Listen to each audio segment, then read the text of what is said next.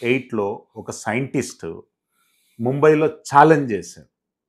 నేను ఈవీఎంలను హ్యాక్ చేసి చూపిస్తాను, అది చేసి చూపిస్తాను. చాలా అప్పుడు మీడియాలో సంచలనం జరిగింది. కానీ టెక్నికల్‌గా ఆయన ప్రూవ్ చేయలేకపోయారు. టెక్నికల్‌గా హ్యాకింగ్ అనేటటువంటిది, ఈవీఎం మిషన్స్ అనేటటువంటిది ఎక్స్ట్రార్డినరీ టెక్నికల్ నాలెడ్జ్‌తోని తయారైనటువంటి అంశాలు. కొన్ని టెక్నికల్ ఎర్రర్స్, కొన్ని అంటే జనరల్‌గా ఏ మెషిన్‌లో అయినా గాని టెక్నికల్ ఎర్రర్స్ వాటిని తప్ప, ఓట్ ప్యాటర్నింగ్‌ను, ఓటు డిసైడింగ్ ఫ్యాక్టర్‌ను, మైక్రోచిప్‌ను, కంట్రోల్ ప్యానెల్‌ను, బ్యాలెట్ ప్యానెల్‌ను హ్యాక్ చేసేటటువంటి విధానం ఎక్కడా లేదు. అది రూల్డ్ ఔట్. ఇంకొకటి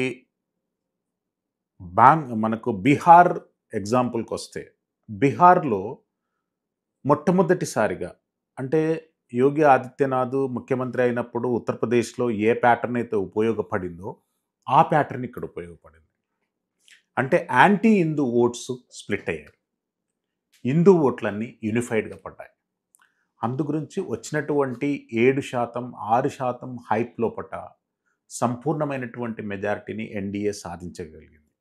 ఎన్డీఏ మెజారిటీని సాధించడానికి ప్రధానమైనటువంటి కారణాలు బీహార్ బార్డర్ డిస్ట్రిక్ట్స్‌లలో ఎన్నో జాతి వ్యతిరేక కార్యక్రమాలు అనేటటువంటిది కొనసాగుతున్నాయి.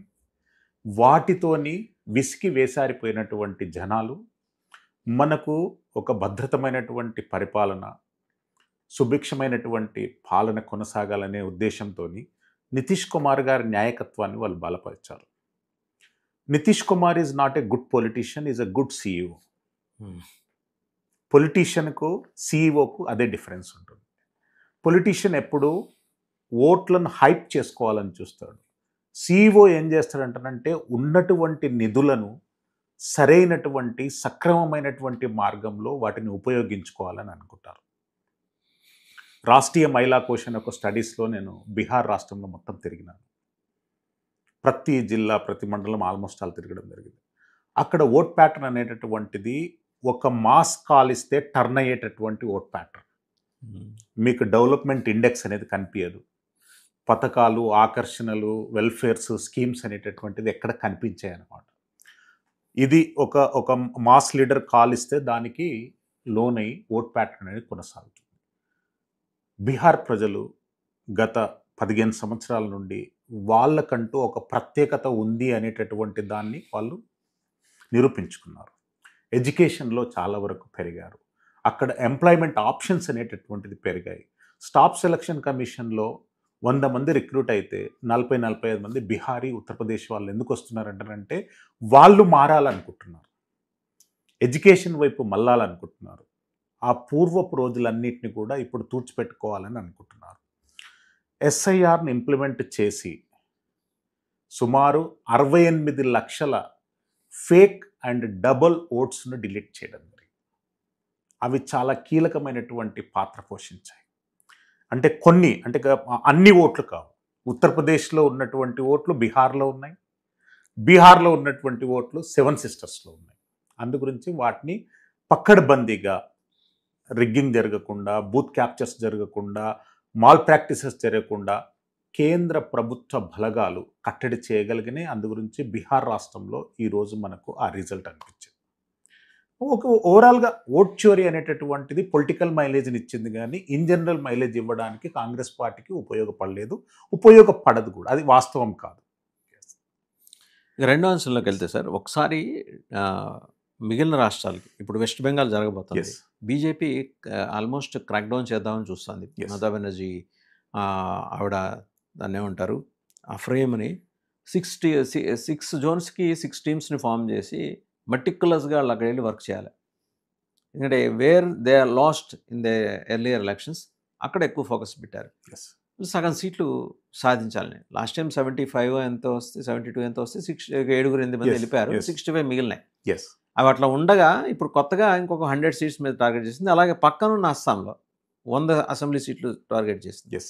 బీజేపీ అంత ప్రతిష్టాత్మకంగా తీసుకోవడానికి గల కారణం ఏంటి? అండ్ మమతా బెనర్జీ విజయ అవకాశాలు ఎందుకు సన్నగిల్లుతున్నాయంటున్నారు? అంటే భారతీయ జనతా పార్టీ దేశంలో ఇతర రాష్ట్రాలను పోల్చుకుంటే ఒక 28 రాష్ట్రాలలో ఉపయోగించినటువంటి స్ట్రాటజీలన్నీ వెస్ట్ బెంగాల్కు ఉపయోగిస్తే కూడా భారతీయ జనతా పార్టీ గెలుపు అనేటటువంటిది నల్లేటి మీద నడకలాగానే కొనసాగుతుంది. ఎందుకంటేనంటే అక్కడ సైద్ధాంతికంగా కానివ్వండి, రాజకీయంగా కానివ్వండి, ఆర్థికంగా కానివ్వండి, గత 40 సంవత్సరాల నుండి విధ్వంసకరమైనటువంటి నిర్ణయాలు కొనసాగాయి. దేశంలో ఏ రాష్ట్రం కూడా లేనట్టు ఒక దేశానికి బార్డర్ అనేటటువంటిది వెస్ట్ బెంగాల్ కొనసాగుతుంది. సుమారు 9 జిల్లాలు బంగ్లాదేశ్కు బార్డర్గా ఉన్నాయి. బంగ్లాదేశ్ దేశంతోని 4096 కిలోమీటర్ల బార్డర్ను ఇండియా షేర్ చేస్తుంది. ఒక వెస్ట్ బెంగాలే 2216 కిలోమీటర్ల బార్డర్ను షేర్ చేస్తుంది. దాంట్లో ఉన్నటువంటి ఉత్తర్ దక్షిణ్ దింపూర్లు కానివ్వండి, నలంద కానివ్వండి, మురిదాబాద్ కానివ్వండి, మీరు రీసెంట్ స్ట్రాటజిక్స్ అంటే ఎక్కువ నేను జనరల్గా ఇప్పుడు మనకి ఏదైనా స్టాటిస్టికల్ ఇన్ఫర్మేషన్ తీసుకోవాలంటే 1951 నుండి తీసుకుంటారు. నేను 2011 నుండి ఈ రోజు వరకే తీసుకుంటాను. 2011 ఇప్పుడు నేను చెప్పినటువంటి 5-6 జిల్లాల స్టాటిస్టిక్స్ ఏంటంటే అప్పుడు హిందువుల పాపులేషన్ ఆయా జిల్లాలలో 83% ఉన్నారు. ఈరోజు మీరు గణాంకాలు తీసుకుంటే అది 32 పడిపోయింది. అంటే ప్రభుత్వ లెక్కలే ఇంకా వాస్తవాలకు వెళ్తే మాత్రం మీకు 80-90% ఆ విలేజ్ ఆ డిస్ట్రిక్ట్స్లలో గ్రాప్స్ అనేది పడిపోయేది జరిగింది. ఒక దేశం ఇంకో దేశంతోనే డివైడ్ అవుతున్నప్పుడు మిత్ర సంబంధాలున్నా, శత్రు సంబంధాలున్నా, ఎలాంటి విభేదాలున్నా లేకున్నా కానీ బార్డర్ అనేది కామన్. బంగ్లాదేశ్కు ఇండియాకు ఇప్పటి వరకు బార్డర్ అనేటటువంటిది పూర్తిగా లేదు. ఫెన్సింగ్ లేదు కదా, లేదు. ఎందుకంటేనంటే కమ్యూనిస్టు ప్రభుత్వాలు కొద్ది వరకు నిర్మించాయి. మమతా బెనర్జీ వచ్చాక అసలుకు బార్డర్ నిర్మాణానికి ఆమె 1% కూడా కోఆపరేషన్ చేయలేదు. కేంద్ర ప్రభుత్వ బలగాలు, కేంద్ర ప్రభుత్వ అధికారులు, కేంద్ర ప్రభుత్వ ఆంతరిక మంత్రులు కానివ్వండి, హోమ్ మినిస్ట్రీ కానివ్వండి, ఎక్స్టర్నల్ అఫేర్స్ మినిస్ట్రీ కానీ